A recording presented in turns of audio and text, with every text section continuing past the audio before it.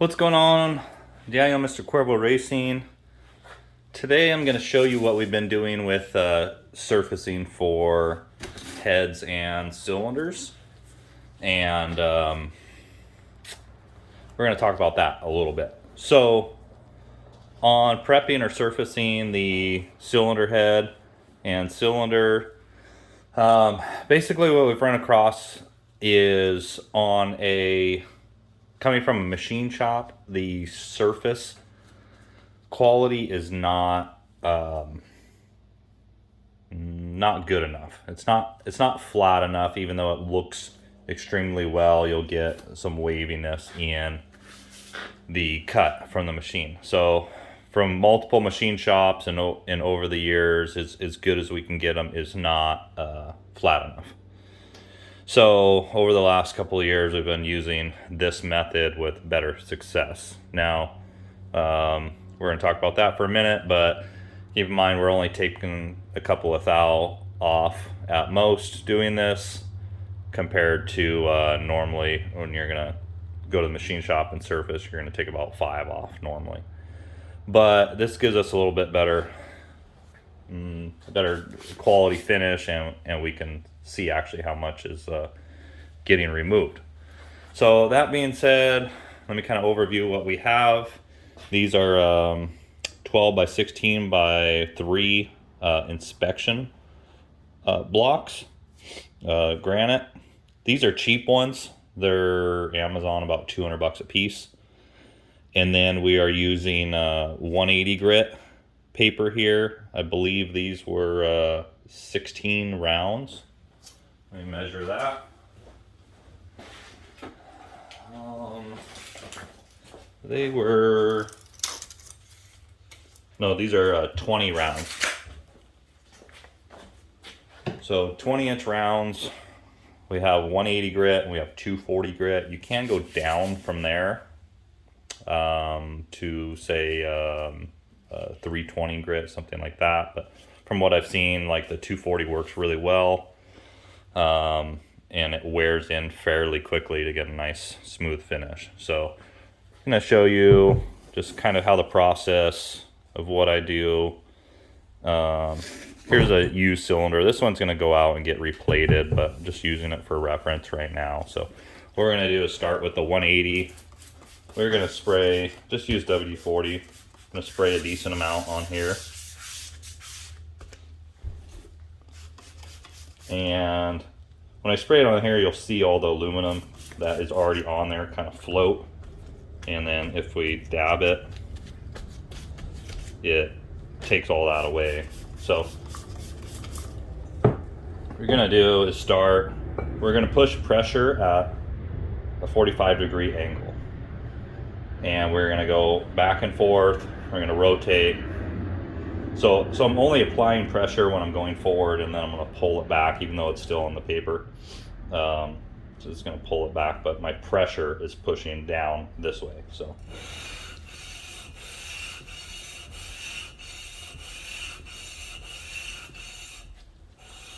we'll go there, do a quarter rotation.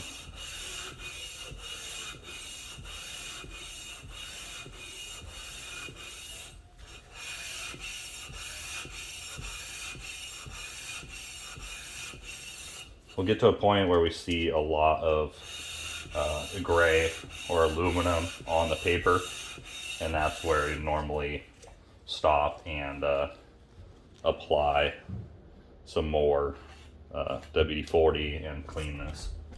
That just takes that away, it keeps the paper clean. But so already starting to clean up really well. You can start to see right away like low spots.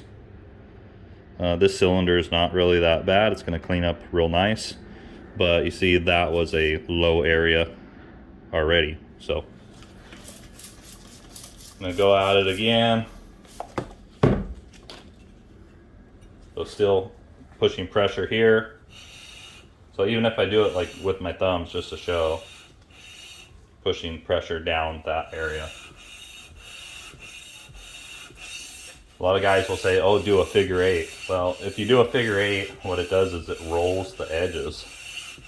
because you're pulling and pushing and pulling and pushing. So it's constantly rolling. So figure 8 does not work for this. You don't get a consistent finish on it.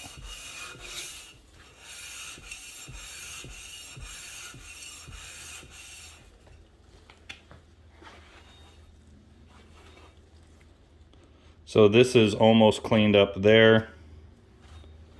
You still see some pitting, a little low spot here. We'll continue going at it. This pitting is from the water jacket. The coolant etching in there, the electrolysis eating at it.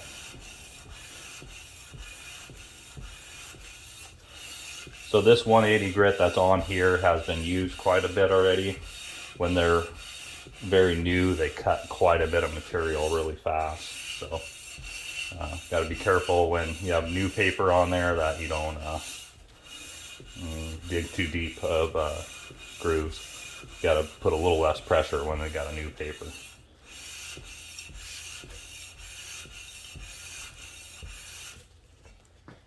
So depending on how bad the cylinder is, it's going to determine how long it's going to take to do this. So I'll keep going, still a little low. It's cleaning up there pretty quick. I got a little pit or something out here. Not too bad. This etching is almost going away.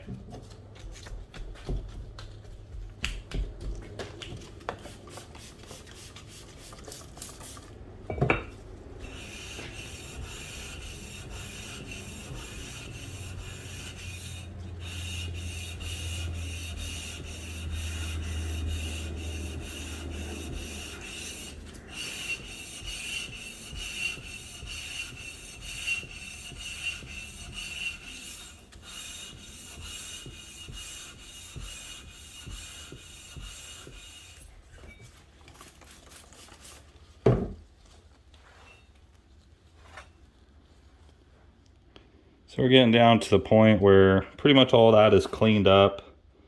I'll pause the video, work on it a little bit more, then we'll switch to the other plate.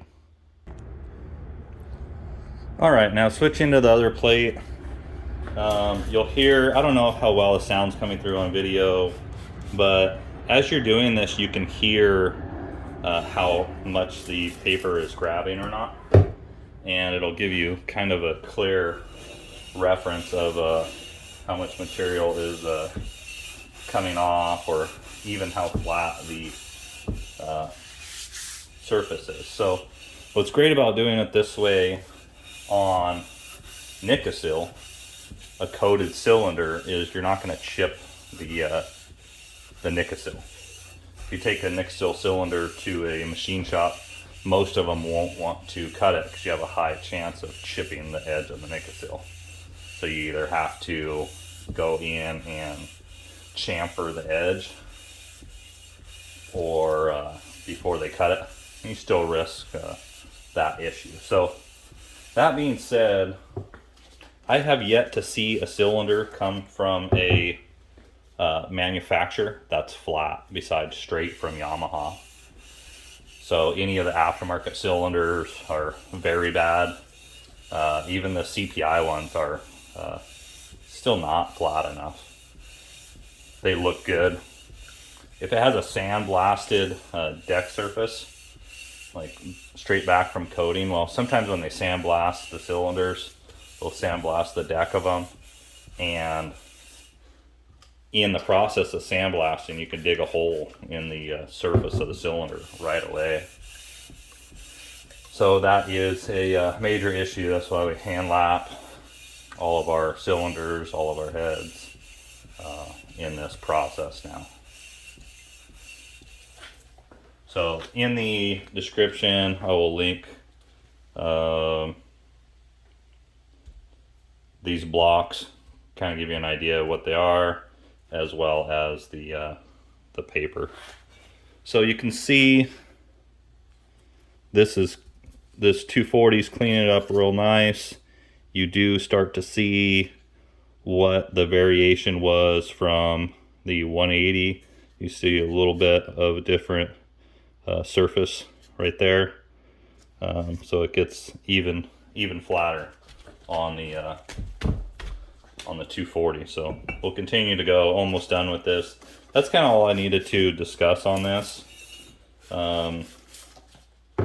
So even for, it's a little expensive, say you buy the block and the inspection plate and the paper. By the time you get a setup at your house, you'd probably be $300 or so for one block and a few pads. And these are just sticky back, so you peel and stick, wipe down the plate real nice and clean. Make sure it's 100% clean. So, but this is something you can do at your house if you want to. So, do a couple cylinder heads or cylinders, and you're gonna save the money you would have spent at the machine shop.